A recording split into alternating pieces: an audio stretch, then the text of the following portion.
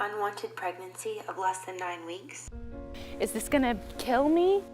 Am I gonna be okay? Like, is this legit medication? Obviously, it's a little sketchy to like get medication from the internet. I don't know, it was a risk I was willing to take. I cramped really bad. I got in the shower. By 2 o'clock in the morning, it was over. I didn't tell anybody, nobody knew. What happens if Roe v. Wade is overturned? As more states criminalize and restrict abortion access, some people imagine a world where abortion is illegal again. They talk about a return to back alley procedures and coat hangers, and women taking matters into their own hands. But this overlooks something important. Some women are already giving themselves abortions at home, away from doctors and clinics. As abortion access at clinics becomes more and more constrained, I would anticipate that more people will look for options, including online options. Well, you know, you'll go back to a position like they had, where people will perhaps go to illegal places, Yeah. but you have to ban it. Do you believe in punishment for abortion? Yes or no, as a principle? The answer is that there has to be some form of punishment. For the woman? Yeah, there has to be some form. I have 3 kids, all with special needs. I love being a mom. It's the best job in the world. My husband had not been working for around 3 months. We had no money coming in. Things were very, very tough. I had to like swallow my pride and ask friends for money to put gas in my car. And was there a moment where you thought, I need and want to have an abortion? It was just like, it was really difficult to get to that point, especially as someone who, you know, has been a Republican voter, who lives in a predominantly Republican atmosphere. You know, I was Catholic. Like, I just didn't believe in that from anyone, much less myself. I grew up over in a little town close to where I go to school now. It was southern, rural, conservative people, you know. I mean, like, obviously, like, my mom never talked to me about, like, periods or, like, sex or anything. Like, I had to figure all that out on my own. This is, like, my second boyfriend. I started dating him over the summer, and around Christmas, we broke up. It just never occurred to me that I could, like, go through and, like, have a child. I don't want to say, like, keep the baby, because to me, it didn't feel like a baby at the time. I know to some people it does, but like, to me it didn't. The local clinic had been closed down for some time. The closest clinic to me was 3 hours away. When I called them, they said that they accepted my insurance and my insurance would cover the procedure 100%. However, they would need to be paid up front in cash, and then I would need to submit to my insurance company for reimbursement. The average abortion at 10 weeks or less costs around $500. In some states, including Florida, Medicaid and some insurance companies are banned from covering it. At the time, my bank account was negative $500, and that was negative $500 just so we could keep the lights on. There just was no money, like not even, there was no money to go there and do that. How am I going to get 3 hours away? Where is the gas going to come from? Who's going to watch my kids? Eventually you found something on the internet. Yeah, I looked at all kinds of like crazy offshore, like rogue pharmacy websites that were trying to charge like $400 for the pills. And I was like, oh my God, what if I have to do this? Like, I know a little about, like, you know, abortions and like the process, but I also knew that, like, in Mississippi, I mean, nobody really does it. I mean, I watched people go through high school, like, find out they're pregnant, that's it, they're having a baby. Like, nobody talked about the alternatives. There are now 6 states in America with just a single abortion clinic, and Mississippi is one of them. To get an abortion in Jackson, Nicole would have had to take a bus for several hours and then stay overnight at a hotel, because Mississippi mandates a 24-hour waiting period. The abortion itself would have been $600. That's why I was looking online. There are dozens of websites marketing abortion medication, many selling the same kinds of pills that are available to women in the US as an alternative to surgical abortion when they're less than 10 weeks pregnant. These sites are pretty easy to find. They're unregulated, they don't require prescriptions, some make unsupported medical claims, and a lot seem to sell supplies from abroad. But a couple of months ago, I noticed women talking online on message boards and subreddits about this new website, which was different from the others because it's run by a doctor in Europe. AIDS Access started in April 2018. It's an online consultation. I review their requests. I set up a Skype call if necessary. If there are no contraindications, I can prescribe them the medicines that are needed to do an abortion with medicines. And I refer them to a pharmacy in India where they can get the medicines and to their home addresses. Dr. Gompertz became famous in the 90s for giving abortions on a boat in international waters to women who lived in countries where abortion was illegal. Later, when medication became more available, she switched tactics and started prescribing abortion pills. At first, it didn't occur to her that women in the United States would seek out her services, because, after all, abortion is legal across the country. But then she started getting letters from American women. No one will help me because we live in the Bible Belt and there's no help with an abortion. I've tried taking a lot of vitamin C to abort and put parsley up my vagina. Didn't work. They are potentially doing things that will harm themselves, like taking too much vitamin C, putting things in their uterus, which is really dangerous. The last email that I received was from a girl that wanted to go to a local Planned Parenthood, but the boyfriend tracked her location and showed up at the clinic. Another woman also says, I'm 4 weeks pregnant and I'm in a really bad abusive relationship and I don't have money and I have got health problems. Between March 2018 and March 2019, Aid Access says it received requests from around 21,000 people and wrote prescriptions for more than a third of them. The patients cover every state and the District of Columbia. I spent months looking for people who had used Aid Access.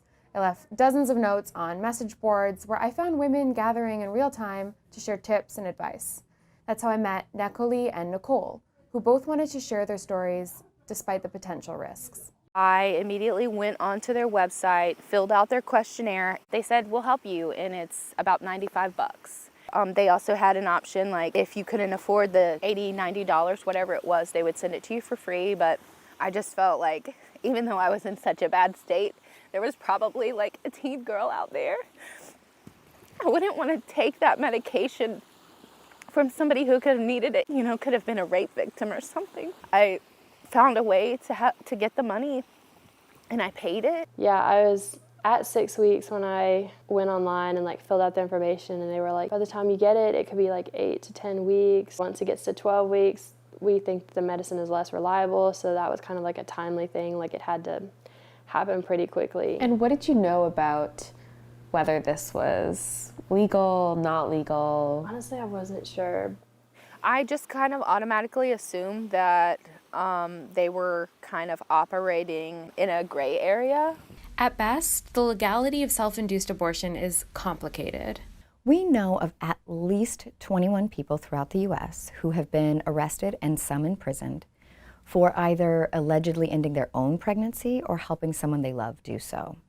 We suspect, though, that that is the very tip of the iceberg. In too many cases, it has been a healthcare provider or a social worker who has turned a person into the police. There are 6 states that ban self-induced abortion. In other states, like where Necoli and Nicole live, the law is less explicit. Women have been accused of unusual crimes, like concealment of a birth, improper disposal of fetal remains, and unlawful practice of medicine. These laws vary greatly from state to state.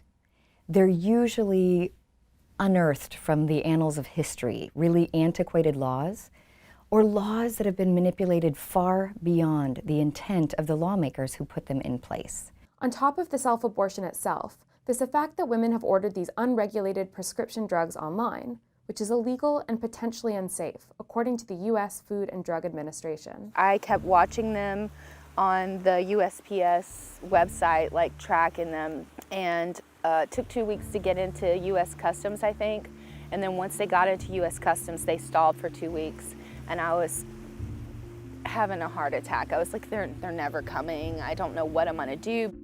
This is the envelope that it came in. It kind of looked a little sketchy, and they also had the box with the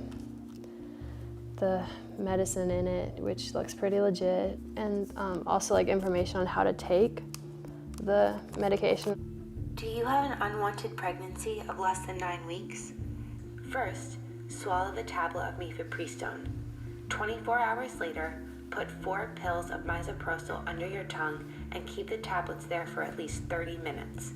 They're very, very safe. The chance of having a serious complication with medication abortion, meaning something like being hospitalized or having a blood transfusion or requiring surgery, is exceedingly rare. It's about 0.3% of all cases. It has a similar safety profile to having a surgical abortion or a vacuum aspiration abortion. The difference when women go to a clinic is that they're given medical screenings to make sure they aren't more than 10 weeks pregnant, and to look out for other risk factors that would make abortion medication unsafe. If she has a blood clotting disorder or she's on anticoagulants, then the medications aren't recommended. Women commonly died or had serious medical complications from self-induced abortion using coat hangers and other invasive techniques. And the availability of these medications really just dramatically changes the safety profile of self-managed abortion. These medications are incredibly safe, certainly when they're provided by a clinician, but I think also as long as women can access high-quality medications and have accurate information about how to use them. It's a very painful process. Even just a tiny, 9-week pregnancy was painful for days. I cramped really bad, and I got in the shower, and by 2 o'clock in the morning it was over, and I took some NyQuil and I went to sleep. Since I had obtained the medication in kind of a gray area sort of way, I was afraid to go to my doctor and get checked out. The American College of Obstetricians and Gynecologists opposes the prosecution of women for self-induced abortion, on the grounds that this could scare women away from seeking medical attention if they need it. It was not a good time. Do you want me to go into detail, kind of okay. As much as you're comfortable. Yeah, okay, so probably 3 to 4 hours, I was kind of hunched over the toilet, really bad cramps, started passing clots of blood and I guess other stuff tissue probably. So I finally fell asleep. And when I woke up, my whole bed was covered in blood. There was so much blood, and I was oh my gosh. In March, the FDA issued a warning letter to Aid Access, ordering Dr. Gompertz to immediately cease her activities, saying that she was introducing unapproved drugs into the country and posing a risk to consumers.